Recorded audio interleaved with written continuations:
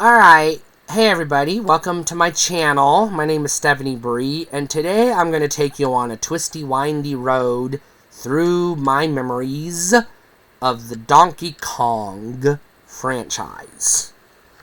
And it's a winding road that takes some dips and turns along the way.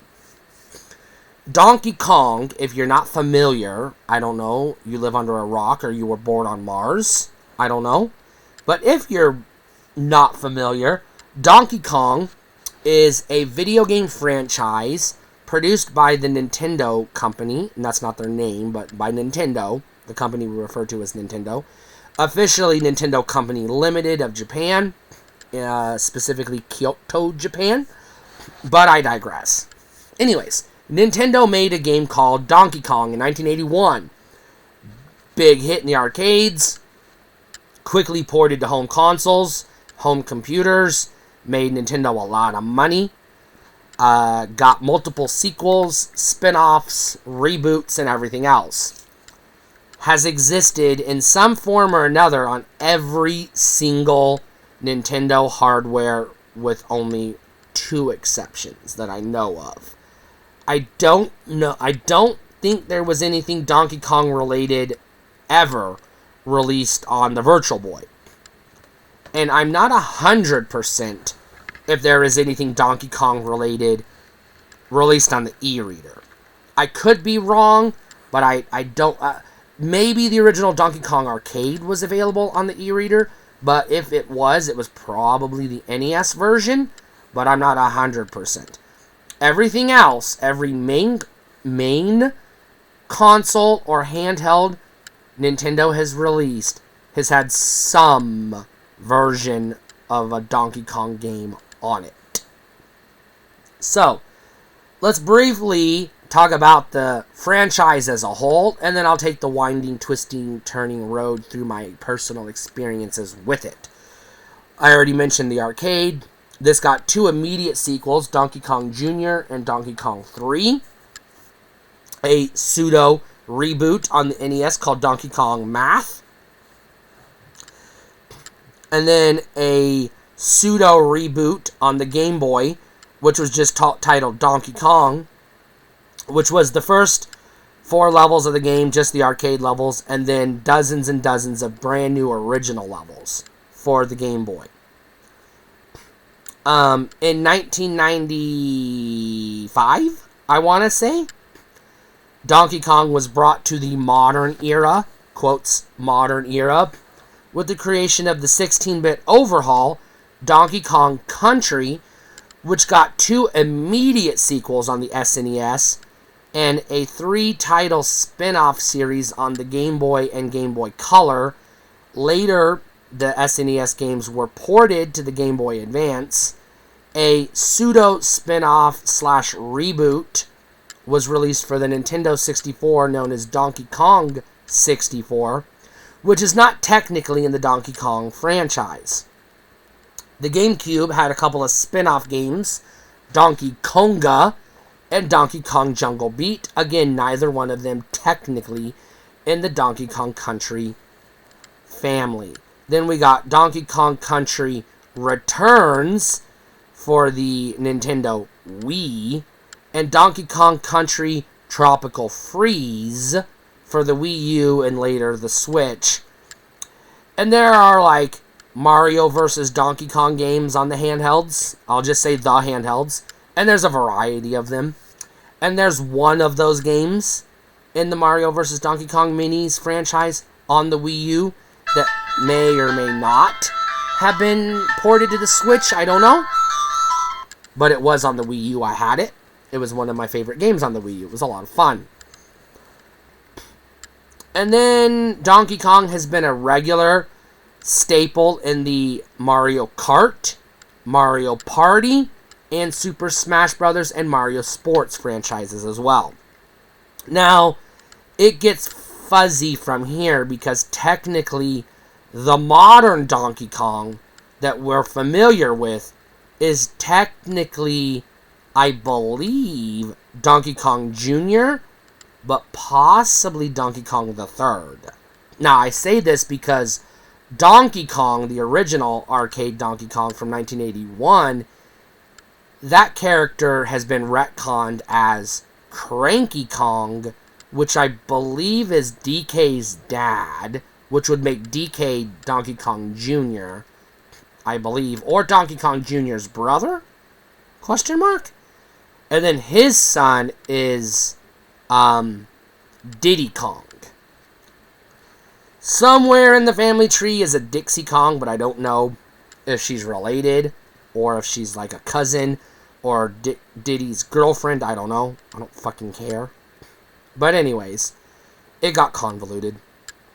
So sometimes you have Donkey Kong proper, sometimes you have Donkey Kong Jr., and sometimes you have old Donkey Kong, Cranky Kong, appear in these various spin-off games for one reason or another.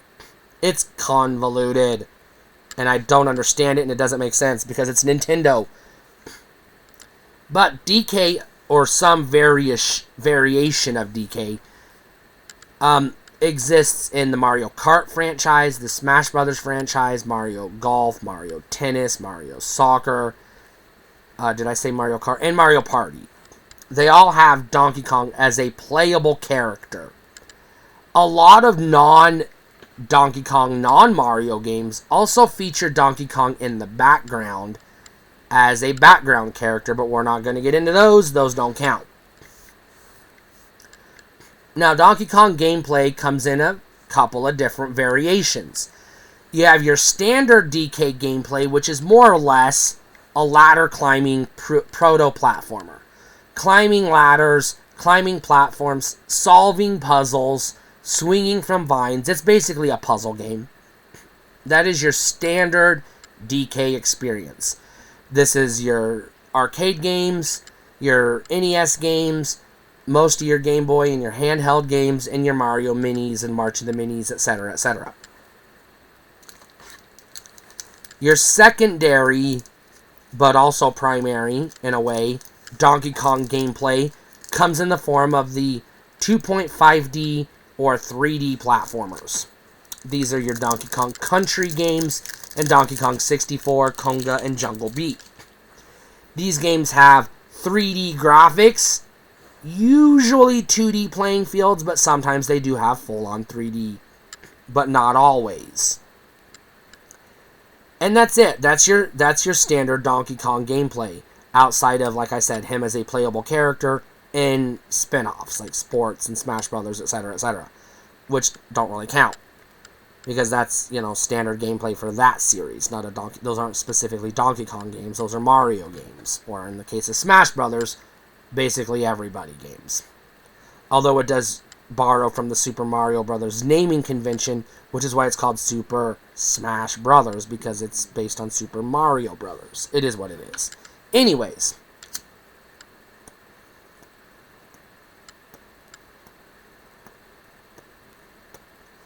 Donkey Kong hit the arcades in 1981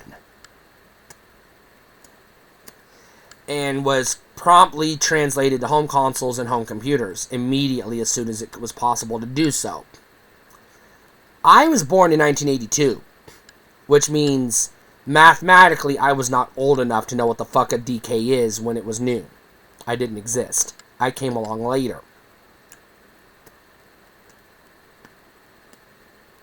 However, I do have an early Donkey Kong memory that predates the NES. I lived in Delphus, Kansas in 1986. I was probably 4, maybe 5 years old at the time, or in between 4 and 5 at the time. And I remember going to the local arcade, which was basically the local establishment in town. It was a bar and grill / donut shop / video arcade / where we got our mail. It was our post office. It was the business in town. Podunk nowhere, Delphus, Kansas. I primarily put my quarters in the Miss Pac-Man machine, which sat at the booth in the form of a cocktail machine, because I could sit there and eat my french fries, drink my root beer, and drop quarters in the Miss Pac-Man machine. That was easy peasy. On rare occasions, when we went out as a family, my parents, mom, dad, and my sisters, 2 sisters at the time, the third didn't come along till later, I would sit at the little bar stool that was sat in front of the stand-up Donkey Kong arcade machine and drop my quarters in it. My very first impression of Donkey Kong arcade game as a little kid was, fuck, this game sucks, because it was too goddamn hard, and I hated it. I was not a fan of Donkey Kong initially. In fact, I was very firmly anti-Donkey Kong right off the bat. So when I did get an NES in 1988, Christmas 1988, I was probably maybe 6 or 7 at the time. 3, 84, 85, 86, 87, 88. I'd have been 6 at the time. Alright, I was 6. Just turned 6, because my birthday's in September. Just turned 6, so we got an NES, and we got the control deck. We got the big one, the deluxe. Not the one that came with Rob the Robot, because they had already discontinued him by that point. But we got the one that came with the 2 zappers, the 2 joypads, the zapper, and the dual cartridge, Super Mario Brothers / Duck Hunt. We did not buy very many NES games back in my childhood days. I've already talked about this in other videos. I'm going to do a whole video on every NES game I played as a kid. It's not going to be as long of a video as you think. Longer than this video, for sure, but not as long as you think. It's not going to be a 3-hour video, I'll tell you that right now. I didn't play as many NES games as you think I would have for a kid in the 80s and 90s who had an NES. We were dirt-ass poor, remember? Anyways. I remember, because we didn't have the money to rent games, we would swap games with our friends. Now, these were temporary swaps. We couldn't make permanent trades. But it would be like, I'll let you borrow my copy of X if you let me borrow your copy of Y for the weekend, and then we would swap back on Monday. We did this pretty regular, especially among my close friends and my cousins, because my cousins also had an NES. So I would swap games with them pretty regular, because I knew I could trust them to return my games. They could trust me to return their games to them, etc. Fortunately, I was lucky enough I never got burned on a swap. Nobody ever stole my games, except for the one friend who did. But he didn't just steal my games, he stole my whole NES, and the cops were able to recover it. So it was a temporary setback at best. Or at worst? I don't know. Anyways, temporary setback.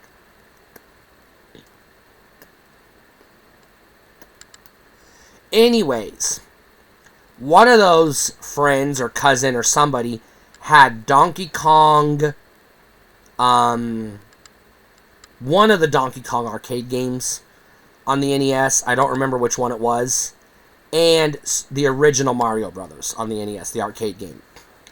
At this point in my life, I had never played the original Mario Brothers in an arcade or on the NES.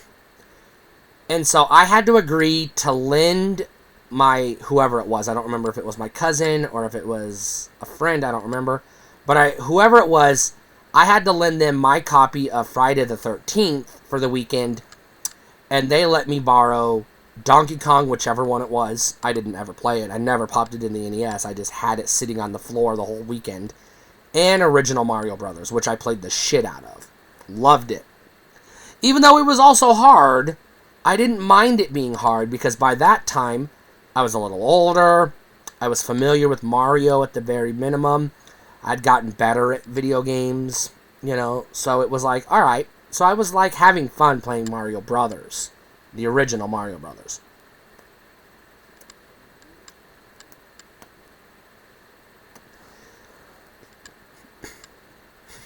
Fast forward a few years.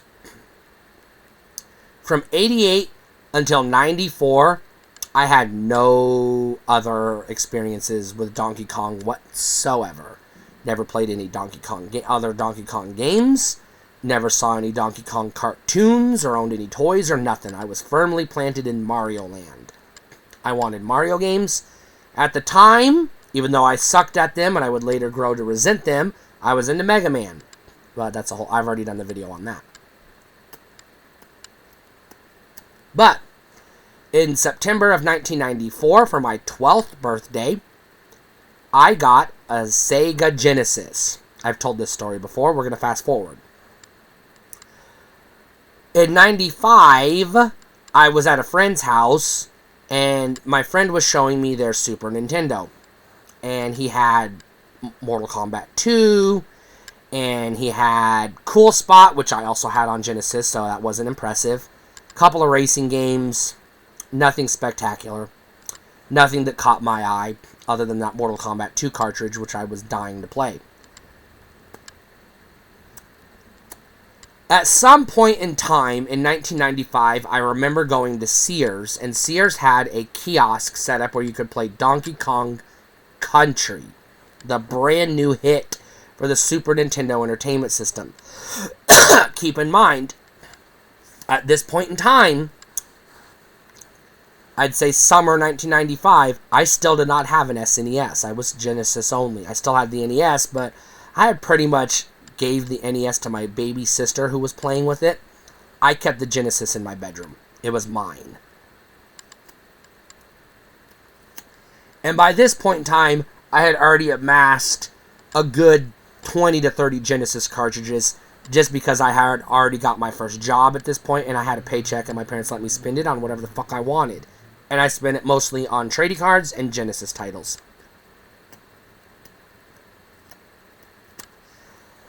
But I remember pausing to play Donkey Kong Country in the Sears at the kiosk because all the gaming magazines were ranting and raving about how awesome Donkey Kong Country was. It was the future of gaming, allegedly. Even though PlayStation and Saturn were already on the market, 32X was already on the way out. 3DO already existed, Jaguar already existed, but allegedly this Super Nintendo 16-bit cartridge was the future, I guess. That's what the magazines were trying to tell me. I remember playing a little bit of Donkey Kong Country, and whether it was a combination of not knowing what the fuck I was doing, because it didn't teach you the controls, you had to figure it out yourself, because that's what games did back in the day. They didn't have tutorials yet. Or it was leftover residual resentment from my earlier negative experiences with Donkey Kong in the arcade. Whatever it was, I walked away unimpressed, thinking that game sucks, fuck Nintendo. They're stupid. But then the magazines kept beating me over the head with images of Super Mario 64 that was coming soon, although it kept getting delayed and delayed and delayed and delayed, until it finally came out in September of 1996. I've already told this story, so I'm going to skip over it. Bought it. Came across the Super Nintendo in a drum set at a pawn shop. I wanted that instead. Took the N64 back to the store. Got my money back. Went to the pawn shop. Got the Super Nintendo. And one of the games that was in that shoebox full of games was, lo and behold, Donkey Kong Country. So now I was in possession of a Donkey Kong Country cartridge that I paid money for. Now, I have this thing back in the day, not so much today, but back then I had this hang up where if I paid money for a video game, I had to play it at least for 2 hours. Bare minimum before I could toss it aside. Even if I wasn't having fun for the whole 2 hours. I had to give it a minimum of 2 hours before I could say not for me. And then I could trade it into the game store or trade it to a friend for another game or whatever.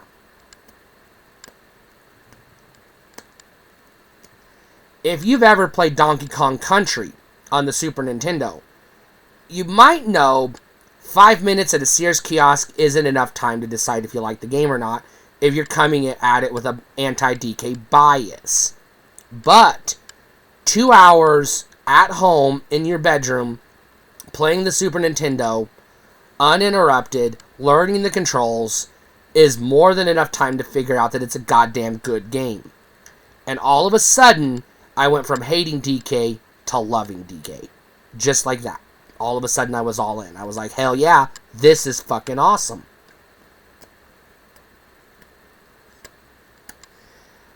Bear with me, I told you there were some dips and dives and twists and turns. That enthusiasm for Donkey Kong Country was short-lived. Because, like I said, I got my SNES in 1996, which meant all my friends were at home playing their brand new shiny Nintendo 64s, Or they're still brand new but not as shiny PlayStations. And that one weirdo up the street, I don't remember his name, that had a Sega Saturn, who was begging everybody to come to his house to learn how great the Saturn was, and everyone was just making fun of him for owning a Saturn. We did the same thing to that kid that owned an Atari Jaguar. God bless his soul. He probably doesn't talk to people to this day because of it. We were ruthless. We were kids. Kids are ruthless. But I digress. That being said, I was getting to play games at friends' houses like, Resident Evil, Silent Hill, Castlevania Symphony of the Night, Mortal Kombat Trilogy, Capcom vs. Street Fighter, or Marvel vs. Capcom, whatever it was called, and so on and so forth. And I came across a game on my friend's PlayStation that had me enamored instantly. Even though he didn't have the full game, he only had a demo that only had the first level as a playable demo. It was Crash Bandicoot, which was the flagship Sony mascot at the time. This was Sony's attempt at stealing away Donkey Kong Country gamers to the PlayStation platform. I was instantly sold. I was like, DK who? What's a Donkey Kong Country? I want to play Crash Bandicoot. But I was knee-deep in Sega Genesis and Super NES at the time. Had barely picked up a Game Boy Pocket that I had like a handful of games on. Yes, one of them was the arcade, the Game Boy Donkey Kong arcade expansion. Donkey Kong for the Game Boy, basically, is what I'm trying to say. You know, the one that started out as the arcade game, but as you progressed, you got new levels. That game. And I was having fun with it, because the new gameplay elements that they added was a lot of fun and made the game easier and more accessible to me. In 2000, for my 18th birthday, was it 2001? 2000 would have been my 18th birthday. Yeah, 2000 for my 18th birthday, I ended up getting day and date, same day, a Nintendo 64 and a Sony PlayStation. I bought 3 games each.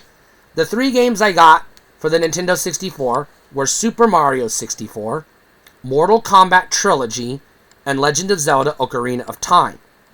The 3 games I got for the Sony PlayStation were Mortal Kombat Trilogy, duh, Final Fantasy VII, obviously, and Crash Bandicoot. And in my 18-year-old world, Crash Bandicoot immediately replaced Donkey Kong Country. I was no longer impressed with the flat, pseudo 3D visuals of the SNES cartridge. I was playing a real Donkey Kong 3D game, and it wasn't even Donkey Kong Country, it was Crash Bandicoot. And I was having way more fun playing Crash Bandicoot than I ever had playing Donkey Kong Country, I'm going to tell you that right now. And so I very quickly bought the sequels. Crash Bandicoot 2, Crash Bandicoot 3, Crash Team Racing. I was all in. Crash all day long. Donkey Kong was old hacked. But I still had a Nintendo 64, and, I paid money for the motherfucking thing. A lot of money for it. I had 4 controllers. I had memory cards. I had the Rumble Pack. And I had friends who were always begging me to come over to my house to let them play my N64. Or we would go to their house and play their N64, and that one weirdo that had a Dreamcast, because there's always one in every friend group. But even though I had a PlayStation, and I was loving Final Fantasy VII and Mortal Kombat Trilogy, and yes, Crash Bandicoot, and a handful of other games, I was really digging the N64, because it was more, the games were bigger, broader, more expansive. The 3D graphics on the 64 were way more impressive than the primitive 3D graphics on the PlayStation. Even though by today's standards, even the N64 would be technically primitive. So I was getting new games like Shadows of the Empire, Nightmare Creatures. I made the mistake of buying and then promptly getting rid of Majora's Mask. And then I bought, because it was on the machine, and I needed a flagship title and something that was going to give me some, hours of play Donkey Kong 64. And I got incredibly frustrated with that fucking first tutorial level. First, I was angry that the game forced you to play a tutorial level to teach you the controls because they were so convoluted and complicated that you couldn't just pick up the game and play. That was strike one. Strike two was once I finally got through the goddamn tutorial and got into the, quote, real game, I was like, when does the game start? And it never did. And I got bored, and I promptly took that game back to the game store and said, get this rubbish off my machine, give me something else to play. And I never went back. I have never to this day replayed Donkey Kong 64, and I probably never will. Game leaves a bad taste in your mouth. You don't want to go back and try it again. You just walk away and move on. Needless to say, I was all in on the GameCube. But again, fucking hated the Donkey Kong games on the GameCube. Donkey Konga and Jungle Beat. Because you couldn't play them with a real controller, and they weren't proper games. They were goddamn rhythm games. You had to beat the little bongo pads to play. Fuck off, Nintendo. That was when I really started to let my animosity towards Nintendo start to sizzle. And then the Wii came along, and I'm going to cut this story short. I did not even bother playing Donkey Kong Country Returns on the Wii, because I got rid of my Wii way before that game ever came out. But I did play Donkey Kong Country Tropical Freeze on the Wii U, because I actually liked the Wii U, believe it or not. And it was one of the better games on the system because it didn't have a lot of fucking games. So that game actually was fun and playable and enjoyable and didn't make me play a 3-hour tutorial before I even got to the game to begin with.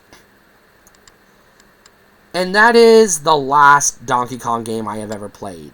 I never played any of the Donkey Kong minis except for the one, whatever it was called, on the Wii U, which wasn't even technically a Donkey Kong minis. I think it was a Mario minis or something like that. And that's it. There's a lot of DK games I've never played. There's a lot of DK games I'll never play. Where am I today?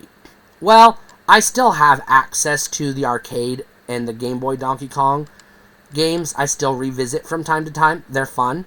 And I still have access to the first Donkey Kong Country. I replay it.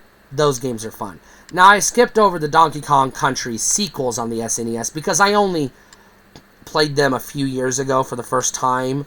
I downloaded the ROMs, played them, didn't like them, wasn't impressed, never went back. So yeah, overall, if, gun to my head, if I was pressed, I would say overall, I'm not a tremendous fan of the Donkey Kong franchise. There are a handful, 3 or 4, maybe 5, good games in the DK family that are enjoyable, and a shit ton of Mario games that Donkey Kong appears in as a playable character that are pretty good.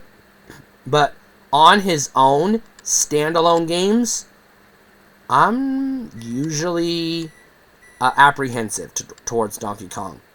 I'm not going to rush out and buy a new Donkey Kong game.